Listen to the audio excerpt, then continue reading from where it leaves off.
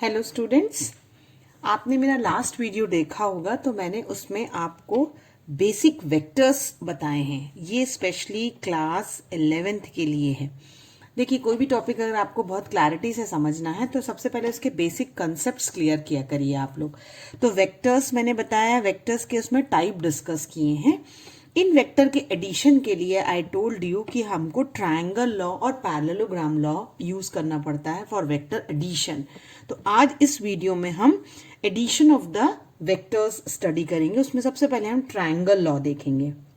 जो triangle law ये कहता है कि अगर दो वेक्टर हैं आपके पास और दोनों ही मैग्नीट्यूड और डायरेक्शन में हैं and they are represented by two sides of a triangle, इसका मतलब अगर ये एक साइड है एक वेक्टर की और ट्रायंगल की दूसरी साइड जो है वो दूसरा वेक्टर बना रहा है, करेक्ट।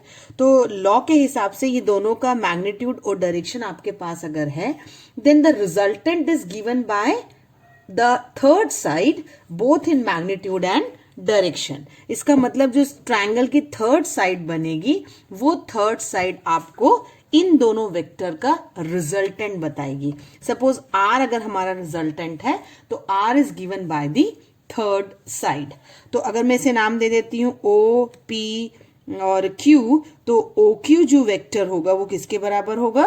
ओ पी प्लस पी क्यू के बराबर होगा। This is what we are going to proof about the vector law. तो ट्रायंगल लॉ का जो स्टेटमेंट मैं आपके लिए एक बार रीड आउट कर रही हूं। आप लॉ को अंडरस्टैंड करके, I so many times told you कि फिजिक्स को अपने ओन वर्ड्स में लिखने की कोशिश किया करिए। So I am saying that two vectors are represented both in magnitude and direction by the two sides of the triangle, then the resultant is given by the third side and both in magnitude and direction. Correct. अब इसे हम proof करेंगे कि triangle law कैसे proof होता है। और आपको एक बहुत इंटरेस्टिंग बात बता रही हूं कि ट्रायंगल लॉ होगा या पैरेललोग्राम लॉ होगा, इन दोनों लॉ में प्रूफ आपका एग्जैक्टली सेम होता है, सिर्फ स्टेटमेंट और जो डायग्राम है वो थोड़े अलग हो जाते हैं। तो मैं आपको इसके कंटिन्यूएशन में पैरेललोग्राम का डायग्राम और स्टेटमेंट बताऊंगी। बाकी प्रूफ आप बिल्कुल ट्रायंगल लॉ जैसा करिएगा। यानी हम इस वीडियो में दोनों कंप्लीट कर लेंगे कि what is triangle law and parallelogram law with statement and proof.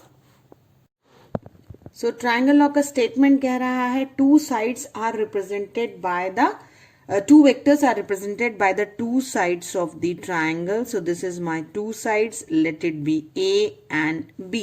ये दोनों मेरे sides हैं triangle के। I will give it the name OP and then let it be Q. यानी दो vectors जो हैं उसमें एक vector हमारा OP है जो vector A है, एक हमारा PQ है जो vector B है। तो लॉ के हिसाब से जो थर्ड साइड इसकी होनी चाहिए वो थर्ड साइड हमारा R देगा and this I have to prove. So for this I will drop one perpendicular. मैं एक perpendicular ड्रॉप करूंगी जो Q से होगा और let it be given the name N. इसे मैंने क्या दे दिया? N दे दिया। तो यहां जहां perpendicular ड्रॉप किया वो आपका 90 डिग्री है and this was the angle. अब अगर आपका ये जो आर मैग्नीट्यूड दे रहा है वेक्टर का रिजल्टेंट, तो इसका डायरेक्शन भी कोई देगा ना। तो direction of the resultant is always given by beta और alpha, whatever you want to take the angle. जैसे यहां मैं थीटा ले लेती हूं, तो ये जो बीटा है या अल्फा है ये रिजल्टेंट एक वेक्टर के साथ बनाता है। This you have to keep in mind. Direction of your resultant is the resultant which makes with the given vector. वो आपको बताएगा कि इस वेक्टर का डायरेक्शन क्या है। ठीक है, तो आई थिंक ये तो बहुत ही इजीली क्लियर होता है। अब आप अच्छे से जानते हैं कि बेस है, ये हाइट है एक ट्रायंगल की। तो यहाँ हमारा ये पी क्यू भी हम जानते हैं और ये पी एन बस हमें नहीं पता है, करेक्ट, क्योंकि ओपी हम जानते हैं। अब हम जो बेसिक हमारी ट्रिग्नोमेट्रिक फंक्शन है वो हम निकाल सकते हैं। सपोज मैं आपसे पूछूं कि इसमें साइन थीटा क्या होगा, तो आप जानते हैं sine theta is height upon hypo. Height कितने की है? यहाँ क्यू एन की है और हाइपो कितने का है? पी क्यू का है। पी की वैल्यू हम जानते हैं इट्स बी, तो हम वैल्यू पुट अप कर देंगे तो क्या हमें क्यू एन मिल जाएगा? यस, क्यू एन हमें मिल सकता है। क्रॉस मल्टीप्लाई करिए, so it's P Q sine theta. P की वैल्यू पुटअप कर दीजिए तो now you have got Q N. तो क्यू एन आपको पता चल गया, हम इसे इक्वेशन नंबर 1 दे सकते हैं। अगर मैं फिर कॉस थीटा कैलकुलेट करूं तो इसी ट्रायंगल में मैंने जो ट्रायंगल कंसिडर करना है वो पी एन क्यू ई है। इसी ट्रायंगल में अगर मैं कॉस थीटा की बात करूं तो it is base upon hypo. Base कितने का है? पी एन का है। हाइपो कितने का है? पी क्यू का है। क्रॉस मल्टीप्लाई करूंगी तो मुझे पी एन भी मिल जाएगा पी कॉस थीटा। मुझे दोनों ही इस ट्रायंगल में मिल गए हैं Q N and P N. Already I am knowing O P and P Q, मतलब सारे टर्म्स मुझे पता है। अब मैं अपना जो ये बड़ा वाला ट्रायंगल लूंगी जहां पे मेरे पास ओ एन है बेस पर, क्यू एन है हाइट पर एंड हाइपो है ओ क्यू। और इस बड़े ट्रायंगल पे, मतलब मैं ट्रायंगल कंसिडर करूं अगर O N Q, this is my big triangle where I can apply the Pythagoras theorem. And Pythagoras theorem क्या कहती है कि it's O Q square is equal to O N square plus Q N square, isn't it? Pythagoras theorem यही है ना, hypo square by base plus Q N. अब आपको Q N तो मैंने अभी निकाल के बता दिया है, this just now we have set B sine theta. O Q ये भी हम जानते हैं, आर ले रहे हैं हम रिजल्टेंट, लेकिन हाँ ये ओ एन को मैं कह सकती हूँ ओपी प्लस पी एन, बस एक यही चीज हमारे लिए न्यू है। ओ क्यू को मैं कहूंगी आर स्क्वायर जो रिजल्टेंट देगा, ओ एन को मैंने कहा मैं ओपी प्लस पी एन लिख सकती हूँ द होल स्क्वायर, और क्यू एन हम ऑलरेडी कैलकुलेट कर चुके थे, that is B sine theta the whole square. Simple value putting है, बहुत ही सिंपल मैथ्स है। ओपी ओपी याद है आपको क्या था? इट इज वेक्टर ए, और पी एन जो मैंने कैलकुलेट कर रखा था it is B sign.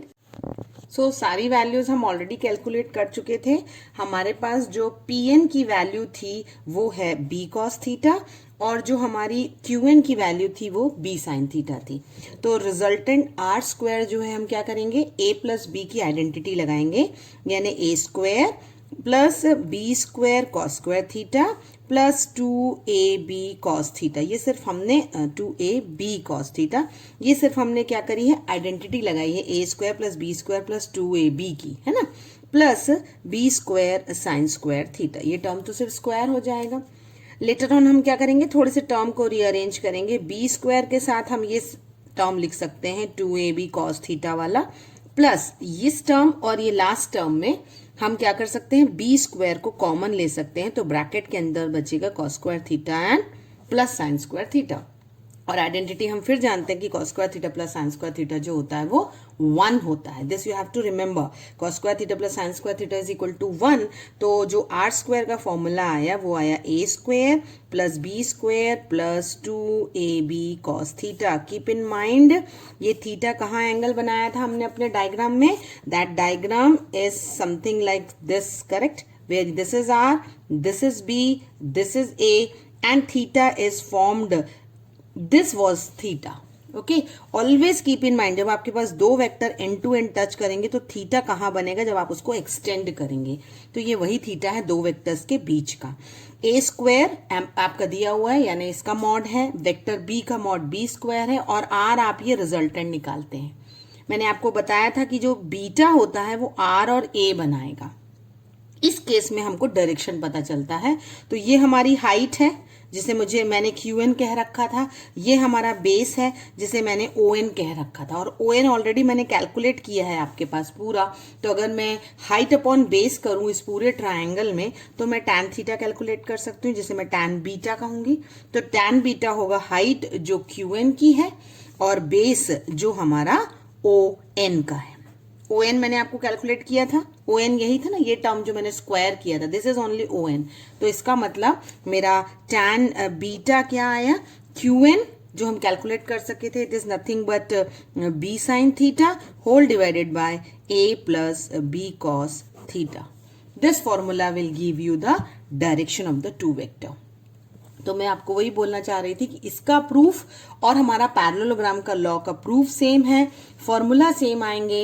Resultant R square is A square plus B square plus 2ab cos theta, और अगर मैं आर कहना चाहूं तो R is nothing but A square plus B square plus 2ab cos theta का आपका under root हो जाएगा। This is your resultant and this is the direction of your resultant. मैं आपको इसकी कंटिन्यूशन में बता रही हूं कि अगर पैरेललोग्राम लॉ आपको पूछे कि व्हाट इज पैरेललोग्राम लॉ, तो पैरेललोग्राम लॉ में एक वेक्टर आपका एक साइड बताता है पैरेललोग्राम का, दूसरा वेक्टर दूसरी साइड बताता है पैरेललोग्राम का, correct? Then how you can calculate? So I will just make two opposite sides.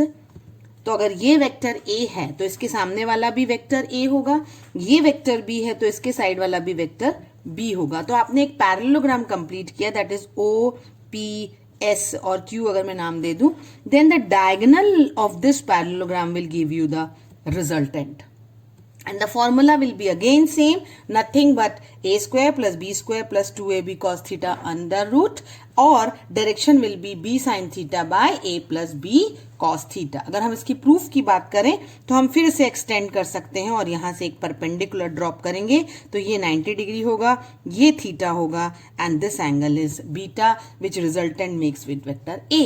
So the proof is going to be same, ये परपेंडिकुलर हमारा pn हो जाएगा, करेक्ट? तो पैरेललोग्राम लॉ का स्टेट एंड प्रूफ आया आपको 11th में, या ट्रायंगल लॉ का स्टेट एंड प्रूफ आया आपको एग्जाम में। आप दोनों ही केस में प्रूफ सेम करेंगे, सिर्फ स्टेटमेंट अलग अलग होगा। ट्रायंगल लॉ का स्टेटमेंट होगा the two sides of the triangle represents the two vector, the third side will give you the resultant. But in parallelogram the two sides of the parallelogram gives the two vector in magnitude and direction, and diagonal will give you the resultant both in magnitude and direction. I hope student यहाँ आपको vector addition clear हुआ होगा। मैं next video में आपको इससे related कुछ numerical solve करूंगी। Thank you.